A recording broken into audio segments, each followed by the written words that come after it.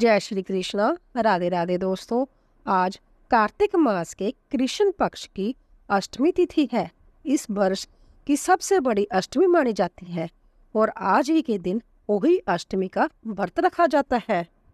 कुछ स्थानों पर इसे ओही आठे भी कहा जाता है। ओही अष्टमी का व्रत करने से अति उत्तम फल मिलता है। इस व्रत को करने वाली स्त्रियों के सभी संतानें दीर्घ आयु होती है, उनके रोग शोक दूर होते हैं और उनको सुख संपत्ति की प्राप्ति होती है। उनमें सद्बुद्धि का विकास होता है और उनमें सभी प्रकार के सद्गुण आते हैं तथा संतानों पर आने वाले सभी संकट कट जाते हैं। इस व्रत को करने वाली स्त्री की संतानें जीवन के प्रत्येक क्षेत्र में सफलता प्राप्त करती है। तो आज मैं आपको सुना रही हूँ ओही अष्टमी की 3 पुराने कथाएं। आप सभी से विनम्र निवेदन है कि इन कथाओं को बड़ी ही श्रद्धा और प्रसन्नचित मन से पूरा अवश्य सुनेंगे। कथाओं को सुनने के बाद आप ओही माता की आरती का भी श्रवण करेंगे।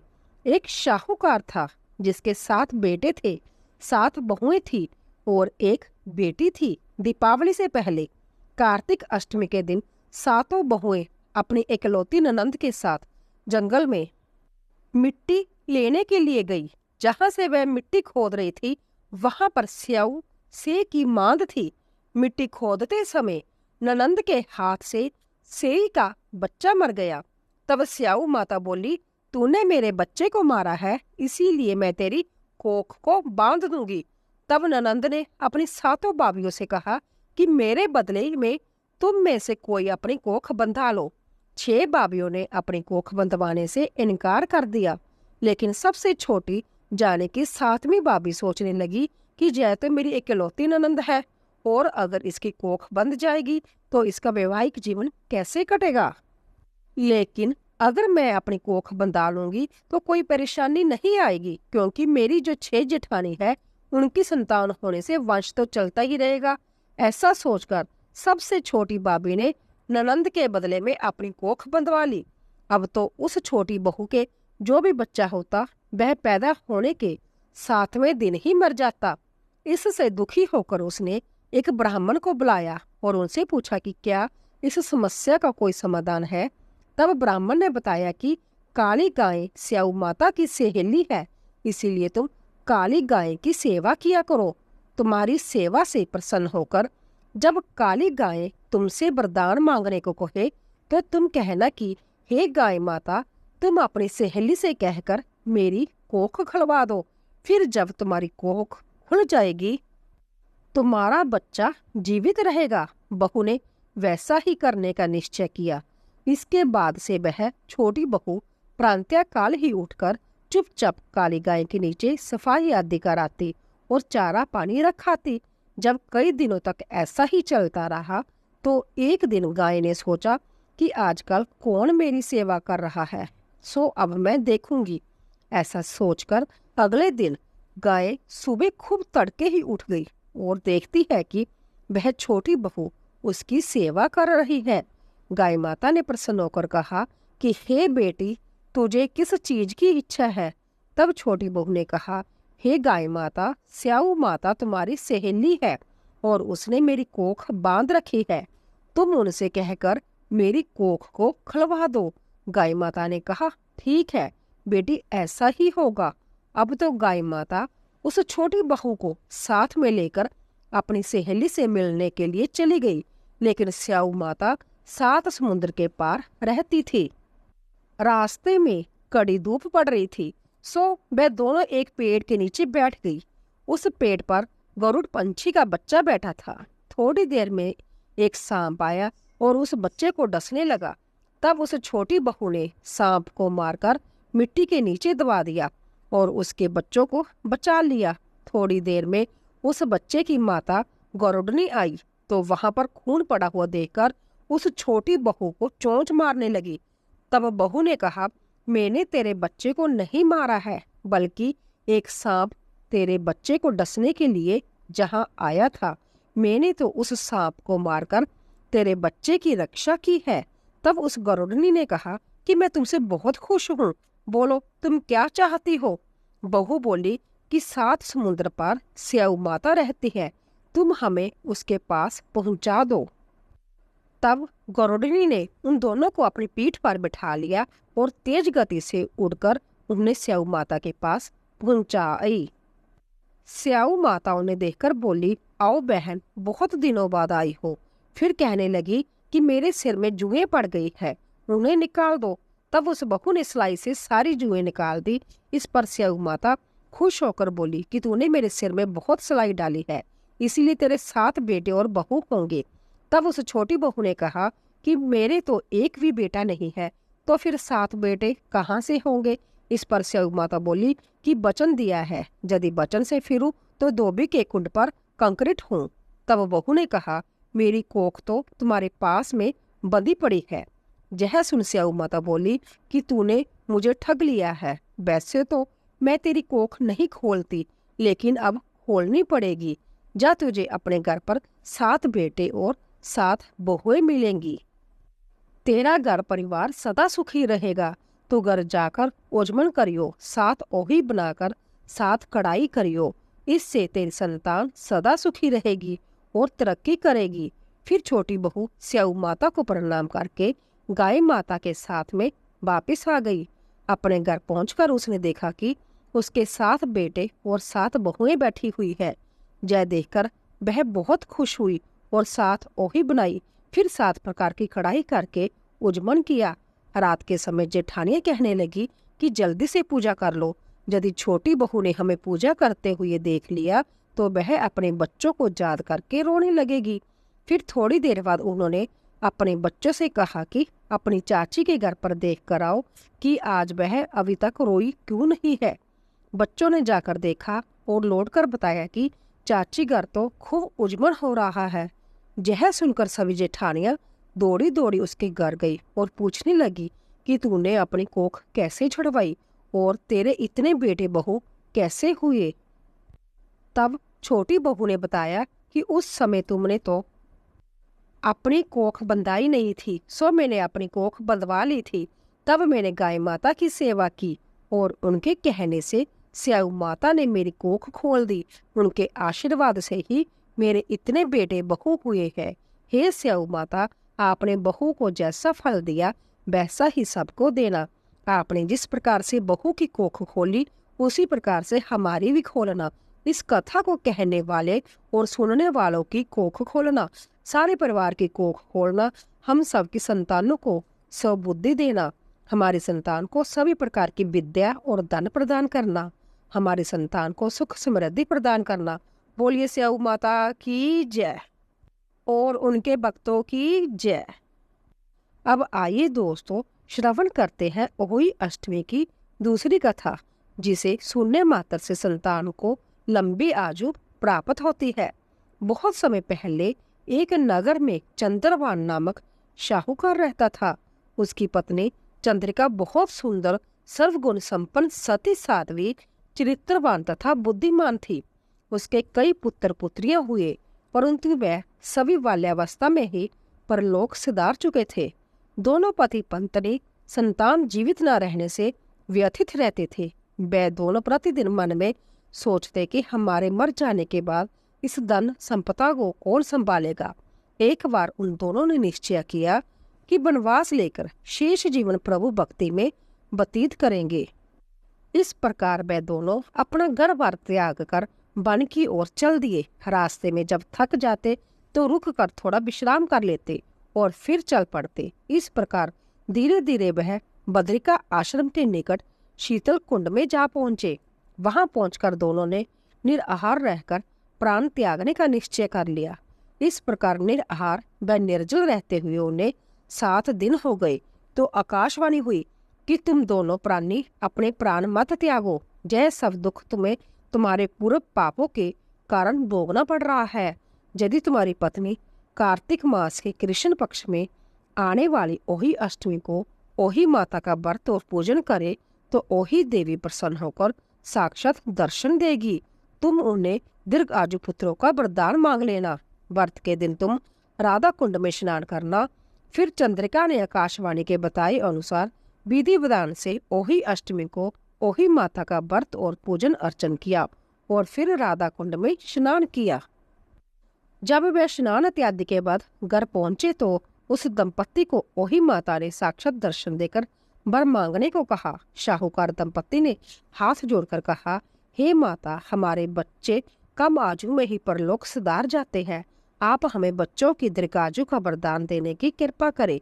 तथास्तु कहकर ओही माता अंतर्धान हो गई। कुछ समय के बाद शाहूकार दंपत्ति को दीर्घायु पुत्रों की प्राप्ति हुई और वह सुखपूर्वक अपना गृहस्थ जीवन व्यतीत करने लगे। बोलिए ओही माता की जय। अब आइए श्रवण करते हैं दोस्तों ओही अष्टमी की तीसरी कथा। किसी नगर में एक सेठ सेठानी रहते थे। उनके 7 पुत्र थे। एक दिन शाहूकार की पत्नी खदान में से खोदकर मिट्टी लाने के लिए गई। जैसे ही उसने मिट्टी खोदने के लिए कुदाल चलाई, वैसे ही उसमें रह रहे स्याऊ के बच्चे प्रहार से आहत होकर मृत्यु को प्राप्त हो गए। जब शाहूकार की पत्नी ने स्याऊ को रक्त रंजित देखा तो उसे बच्चों के मर जाने का अत्यधिक दुख हुआ, परंतु जो कुछ होना था वह हो चुका था। यह भूल उससे अनजाने में हो गई थी। अंत्य दुखी मन से वह घर लौट आई। फिर पछतावे के कारण वह मिट्टी भी नहीं लाई। इसके बाद स्याहू जब घर में आई तो उसने अपने बच्चों को मृत अवस्था में पाया। वह दुख से कतार हो अंततः विलाप करने लगी। उसने ईश्वर से प्रार्थना की कि जिसने मेरे बच्चों को मारा है उसे भी पुत्र शोक का दुख भोगना पड़ेगा। इधर स्याऊ के श्राप से 1 वर्ष के अंदर ही सेठानी के 7 पुत्र मृत्यु को प्राप्त हो गए। इस प्रकार की दुखद घटना देखकर सेठ सेठानी अंततः शोकाकुल हो गए। उस दंपत्ति ने किसी तीर्थ स्थान पर जाकर अपने प्राणों का विसर्जन कर देने का मन में संकल्प कर लिया। मन में ऐसा निश्चय कर सेठ सेठानी घर से पैदल ही तीर्थ की ओर चल पड़े। उन दोनों के शरीर में जब तक जान थी तब तक वह बराबर आगे बढ़ते रहे। जब वह चलने में बिल्कुल असमर्थ हो गए तो रास्ते में ही मूर्छित होकर भूमि पर गिर पड़े। उन दोनों की इस दयनीय दशा को देखकर करुणानिधि भगवान उन पर दयावद हो गए और आकाशवाणी की, हे सेठ, तेरी सेठानी ने मिट्टी खोदते समय अनजाने में ही स्याहू के बच्चों को मार डाला था, इसीलिए तुझे भी अपने बच्चों का कष्ट सहना पड़ा। भगवान ने आज्ञा दी, अब तुम दोनों अपने घर जाकर गाय की सेवा करो और ओही अष्टमी आने पर विधि विधान से प्रेम पूर्वक से ओही माता की पूजा करो। सभी जीवों पर दया भाव रखो, किसी का अहित ना करो। यदि तुम मेरे कहने के अनुसार आचरण करोगे तो तुम्हें संतान सुख प्राप्त हो जाएगा। इस आकाशवाणी को सुन सेठ सेठानी को कुछ देर हुआ और वे दोनों भगवती का स्मरण करते हुए अपने घर को प्रस्थान किए। घर पहुंचकर उन दोनों ने आकाशवाणी के अनुसार कार्य करना शुरू कर दिया। इसके साथ ईर्ष्या द्वेष की भावना से रहित होकर सभी प्राणियों पर करुणा का भाव रखना शुरू कर दिया। भागवत कृपा से सेठ सेठानी पुण्य पुत्रवान होकर सभी सुखों का भोग करने लगे और अंतकाल में स्वर्गगामी हुए। बोले ओही माता की जय। दोस्तों, अब हम ओही अष्टमी की पूजन विधि को जान लेते हैं। इस दिन स्त्री पूरे दिन भर व्रत रखती है। फिर सायंकाल को घर के आंगन की दीवार पर या अपने घर के पूजा घर के निकट की दीवार पर अष्ट कोष्टक की ओही की पुतली बनाए या ओही माता का चित्र भी रख सकती है और उसमें इच्छा अनुसार रंग भरे। फिर उसके पास में से सेई तथा सेई के बच्चों का चित्र बनाए। फिर सूर्यास्त के बाद में आसमान में तारे दिखने पर वहां की धरती को साफ पानी से धो ले। फिर वहां पर आटे से चौक पूरी कर ले और उस पर लकड़ी का एक पटरा रख दे। फिर एक लोटे पर रोली से स्वास्तिक बना ले और उसमें पानी भरकर उसे पटरे पर रख दे और उस पर एक ढक्कन जरूर ढक दे।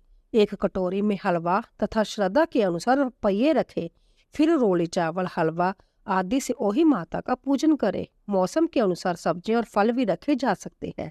इसके बाद में सभी महिलाएं अपने हाथ में गेहूं के साथ साथ दाने ले। फिर कोई एक महिला व्रत की कथा को पढ़े तथा अन्य महिलाएं शांति पूर्वक सुने। फिर अंत में सभी मिलकर ओही माता की जय बोलकर जयकारा लगाएं और हाथ में लिए हुए गेहूं के दानों को पक्षियों को चुगने के लिए डाल दे। इसके बाद में आसमान में तारों या चंद्रमा को अर्घ्य अवश्य दे। घर में तुलसी का पौधा लगा हुआ तो उसमें भी जल चढ़ा सकते हैं। फिर कटोरी में रखा हुआ हलवा और रुपये अपनी सास को या किसी भी सुहागन स्त्री को दे दे। इसे बाइनर देना कहते हैं और उनके पांव छूकर उनसे आशीर्वाद लें। ओही अष्टमी की पूजा में आपने जिस कलश में जल भरकर रखा था उसी जल से दीपावली के दिन सभी लोगों को स्नान करना चाहिए। आइए अब ओही अष्टमी के दिन सुनी जाने वाली एक और बहुत सुंदर सी कथा को सुनते हैं। पुरानी कथाओं के अनुसार राधा माता गोलोक में श्री कृष्ण जी के साथ निवास करती थी। एक बार देवी राधा गोलोक से कहीं बाहर गई। जब वापस आई तो देखा कि कृष्ण भगवान गोलोक में नहीं है। उस समय भगवान श्री कृष्ण अपनी एक सखी विराजा के साथ गोलोक में घूम रहे थे। यह बात जब राधा जी को मालूम हुई तो उन्हें गुस्सा आया और वह सीधे उनके पास पहुंच गई। वहां पहुंचकर उन्होंने भगवान श्री कृष्ण को काफी भला बुरा कहा। राधा जी का जय व्यवहार भगवान श्री कृष्ण के मित्र श्री दामा को बुरा लगा और उन्होंने राधा जी को पृथ्वी पर जन्म लेने का श्राप दे दिया। राधा रानी को इतने गुस्से में देखकर कृष्ण भगवान की सखी विराजा भी वहां से चली गई। इस श्राप के बाद राधा ने बदले में श्री दामा को श्राप देते हुए कहा कि राक्षस कुल में जन्म लेने का श्राप दे दिया। राधा रानी के द्वारा दिए गए श्राप के कारण ही श्री दामा का जन्म शंखचूड़ दानव के रूप में हुआ। दानव कुल में जन्म लेने के बाद भी भगवान विष्णु का अनन्य भगत बना रहा। वहीं दूसरी ओर राधा रानी ने भी पृथ्वी पर वृषभानु के घर पुत्री के रूप में जन्म लिया। लेकिन राधा रानी वृषभानु जी की पत्नी देवी कीर्ति के गर्भ से नहीं जन्मी थी। दरअसल जिस समय श्री दामा और राधा रानी ने एक दूसरे को श्राप दिया तब भगवान श्री कृष्ण जी ने राधा रानी से कहा कि आपको पृथ्वी पर देवी कीर्ति और वृषभानु जी की पुत्री के रूप में रहना है। इसके आगे भगवान श्री कृष्ण ने राधा रानी से कहा कि जब आप विवाह की योग्य हो जाओगी तो आपका विवाह मनुष्य के अवतार में रायन नामक एक वेश्या से होगा। हालांकि वह भी मेरे अंश अवतारों में से एक ही होगा। आप धरती पर भी मेरी प्रियतम बनकर ही रहेगी, परंतु हम दोनों को वहां बिछड़ने का दुख सहना होगा। हे राधा रानी, अब आप धरती पर जन्म लेने की तैयारी करो। संसारिक दृष्टि से देवी कीर्ति गर्भवती हुई और उन्हें प्रसव भी हुआ। लेकिन देवी कीर्ति के गर्भ में जोगमाया की प्रेरणा से बाजू का प्रवेश हुआ और उन्होंने बाजू को ही जन्म दिया। जब वह प्रसव पीड़ा से गुजर रही थी उसी समय महादेवी राधा रानी एक प्यारी सी कन्या के रूप में प्रकट हो गई। जिस दिन राधा रानी प्रकट हुई वह भाद्रपद शुक्ल पक्ष की अष्टमी का दिन था। इसीलिए भाद्रपद शुक्ल पक्ष अष्टमी को राधा रानी अष्टमी के रूप में माना जाता है। इस दिन भगवान श्री कृष्ण और राधा रानी की पूजा की जाती है। इस व्रत को करने से हमें सभी संसारिक सुख आनंद प्राप्त होते हैं। मान्यता के अनुसार इस व्रत को करने से धन की कमी नहीं होती और घर में बरकत बनी रहती है। बोलिए ओही माता की जय। तो दोस्तों, आशा करती हूँ कि आपको हमारी कथा अवश्य पसंद आई होगी। प्लीज जाने से पहले चैनल को सब्सक्राइब कीजिए, लाइक कीजिए और ज्यादा से ज्यादा शेयर कीजिए। आप सभी का धन्यवाद।